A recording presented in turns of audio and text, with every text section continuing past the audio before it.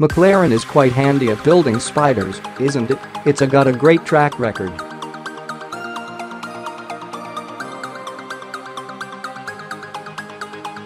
Because all its road cars are built around an ultra-stiff carbon tub, there's no reinforcement come cabrio time.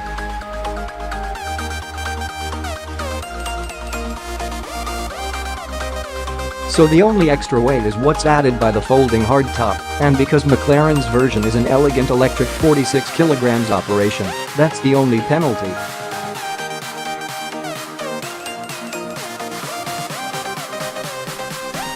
You get hardtop refinement at the press of a button, or full-blown intimacy with whatever bi-turbo V8 your chosen McLaren is pushed along by.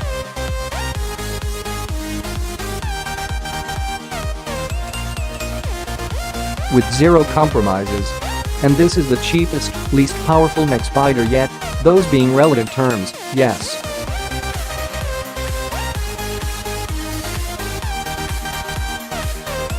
But the 570s, even in Boulevardy or Spider guys, remains stupendously fast for an entry-level supercar.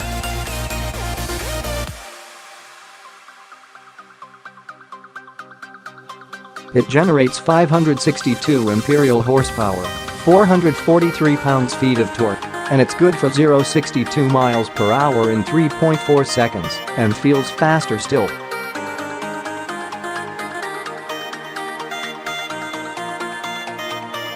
Such is the potency, the sense of pent-up pressure, when those turbos come on boost, and the lightness of the car.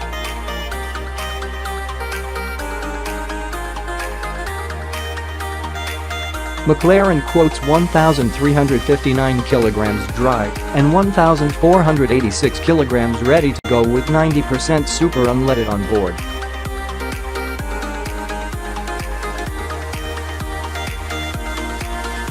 That's 300 kilos less than the all-wheel drive Audi R8 V10 Plus Spider. Convertibles aren't really about speed though, are they? No, they're about showing off, primarily.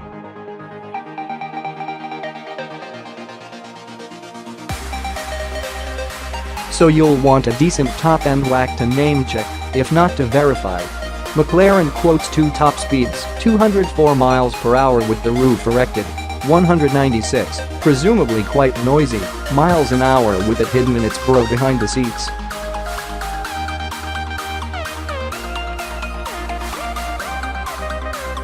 When it's playing coupe, incidentally, you can use the 52-liter hidey hole as a second boot.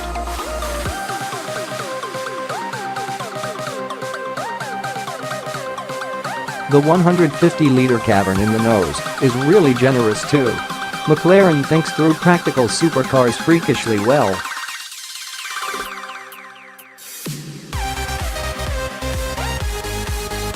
You said it would be deafening with the roof or at speed. Is this not a very aerodynamic roadster? The 570s actually makes for a cracking roadster.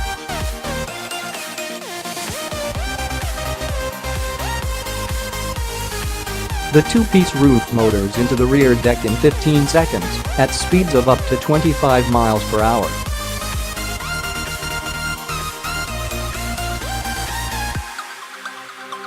Convenience is the key to happy drop-top motoring. It's something the MX-5 has had nailed for decades.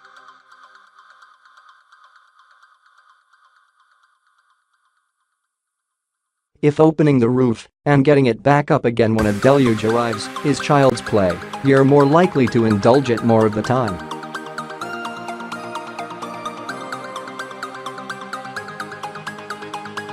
Roof ups is one thing, buffeting is another.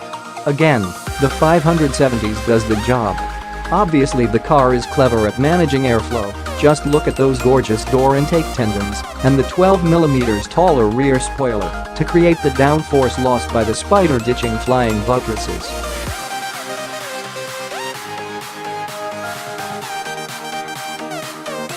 But aero for speed's sake is one thing. Keeping the cockpit free of turbulence until you're deeply into motorway speeds is a brilliant ability to have in the locker.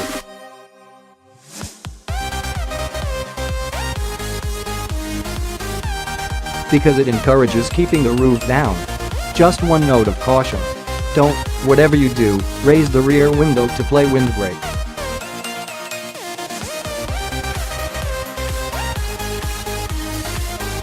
While that trick makes an R8 Spider far quieter on the motorway, in the McLaren it has the opposite effect, acting like a sail between the humped buttresses and summoning deafening drumming.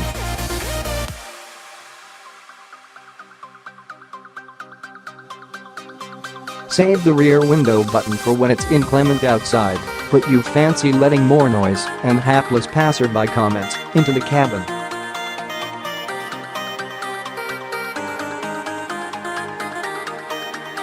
Speaking of noise, McLaren's nemesis, its enemy within, always has been.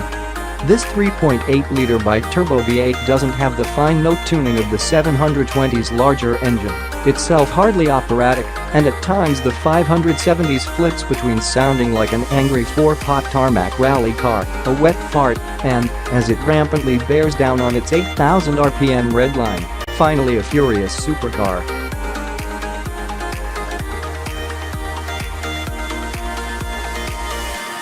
It's a bassy, buzzy sound. McLarens are often described as sounding industrial, as if the V8 is too busy developing masses of power to be distracted making truly exotic noises.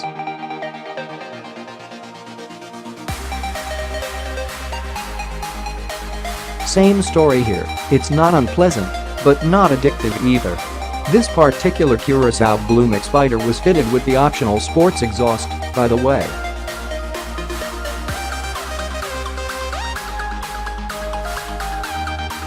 It's a 3,370-pound option, and one you could probably do without. But we'll come back to options spending in a while.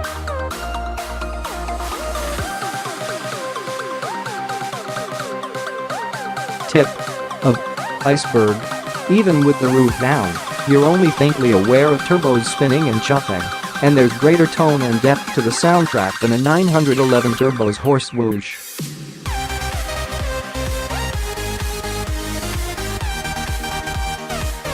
But if you're an absolute audiophile, you need an R8 Spider. V10 V8. Audi has an atmospheric engine in every sense.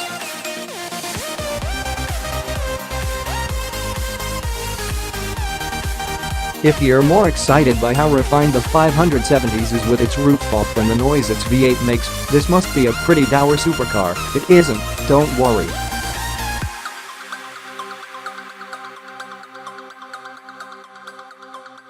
And I'm not falling back on the usual cliches of aren't the doors cool and ready set Jerchange lights for the win.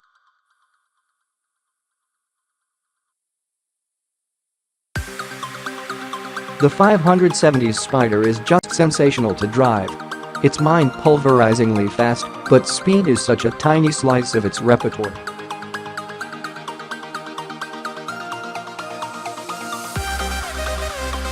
It has spectacular mechanical traction for a rear-drive supercar with such potency, but even once you've reached the limits, the systems have been beautifully set up.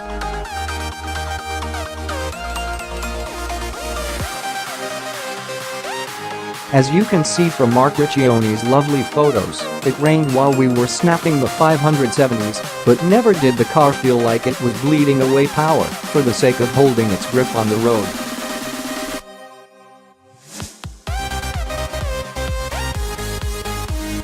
It will continue to accelerate violently even as the traction control light blinks.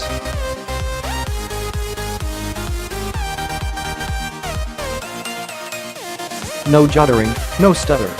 It's enormously confidence-inspiring. And because you're located so low and forward in the car with the usual irreproachable visibility, the 570s isn't intimidating.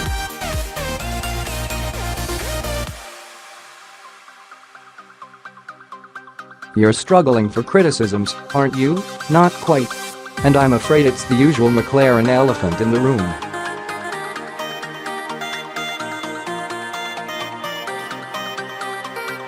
There are niggles with these cars, and though McLaren is a young company without a range of hatchbacks and crossovers to share development costs with, this is far from the first Woking product that's thrown up road tire pressure warnings, failed to start, had its iris touchscreen freeze and suffered from disobedient windows while on loan to Top Gear.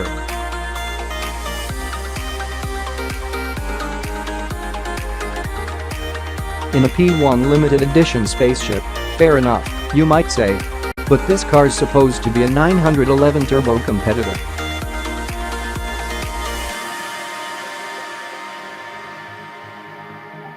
It isn't a 9th or 10th car in the garage of a billionaire. It's intended for everyday use.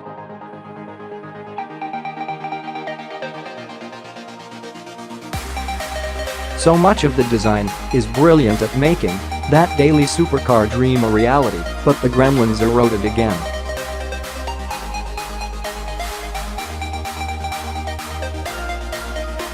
This car's roof also leaked rainwater. It collected in the seams where the windows met the roof and then soaked my shoulder and puddled in my crotch every time I braked.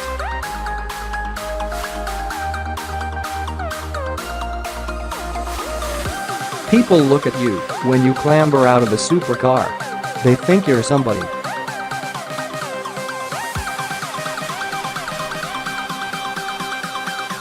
You try exiting with another region's damp patch and maintaining an air of cool. Thought not.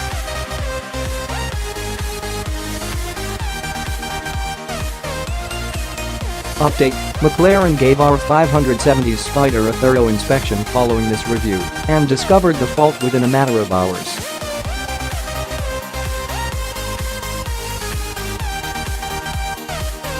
It found one of the roof seals had been disturbed by an over-rigorous valeter during the car's last clean.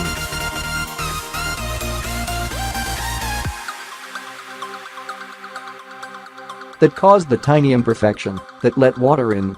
Isn't that was used to be known as supercar character? McLaren is asking £164,750. That's a fully spec Star 8 V10 Plus Spider or a Mercedes-AMG GTC Roadster and tens of thousands in change for the 570s, so you judged how much you'd put up with for character's sake.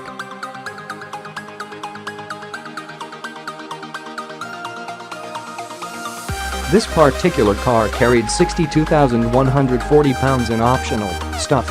Almost 39,000 pounds of that was carbon fiber body and interior flourishes.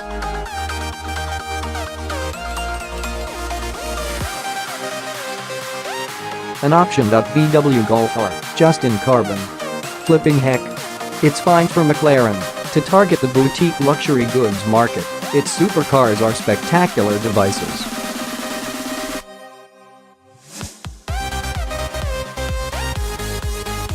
But R8s and 911s start first time. That's when you earn the right to go ultra bespoke.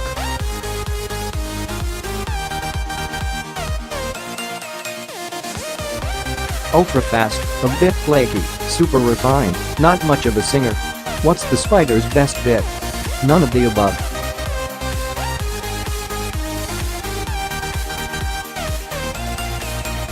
As usual, McLaren has made its Sport Series machines enjoyable way below their limits.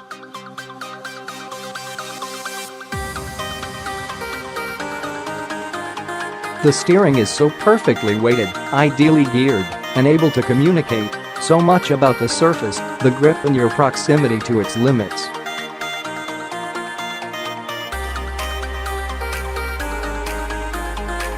But does it get distracted by a camera and need constant watchful parenting?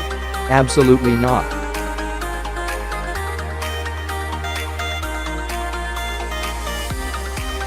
It's been said before, but bears repeating, the 570s behaves like a near 600 bhp Lotus.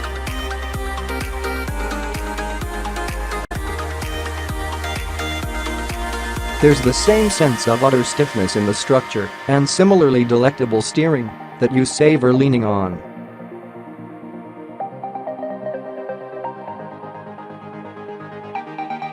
A truly great chassis eggs you on to push it harder, but stays entertaining when it's not being thrashed, and that's exactly what McLaren's nailed here.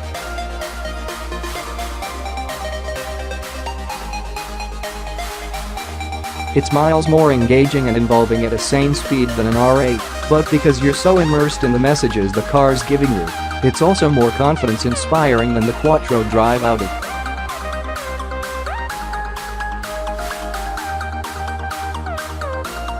Some achievement that, once you start breaking down each element, there's loads to revel in.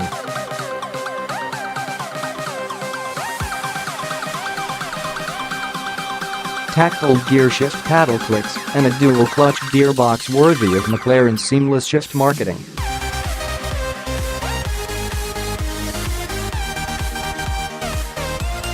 It's a bit hesitant in auto mode, like a lot of Mega Twin clutchers, but when it's so intuitive to take manual control, that's barely a foible.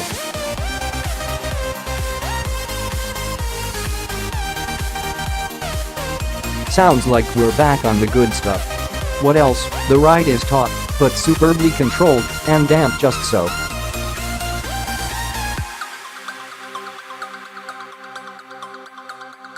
Normal mode is the one for road use, though. Sport and track tighten up the movements even more, but there's just no need to, unless you're warping around a circuit.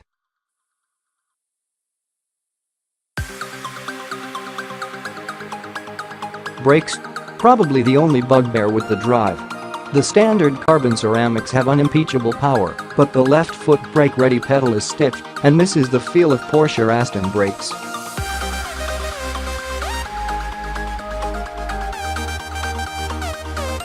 It's the only element that the Macaw struggles with in traffic.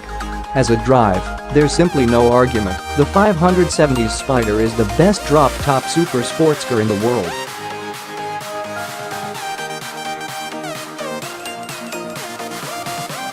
Anyone at any level of ability could drop into it and have their mind utterly blown by its competence and the sheer quantity of feedback it offers.